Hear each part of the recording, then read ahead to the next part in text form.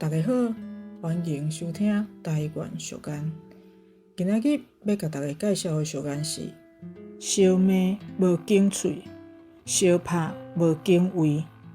伊的意思是讲，人伫相骂的时阵，啥物歹听的话拢讲会出来，敢若想要伤害对方；伫相拍的时阵，特别器官拍伫啥物所在，敢若想要甲对方拍着伤。可比讲，有两个好朋友啉酒醉了后去冤家，毋但两人相骂，甲对方的见笑台拢压出来，佮摕物件相拍，拢无得要紧对方敢会着伤。这个时阵，咱就会使讲，因是相骂无经喙，相拍无经胃。伫遮嘛要奉劝大家，啉酒爱准则。以上。感谢收听。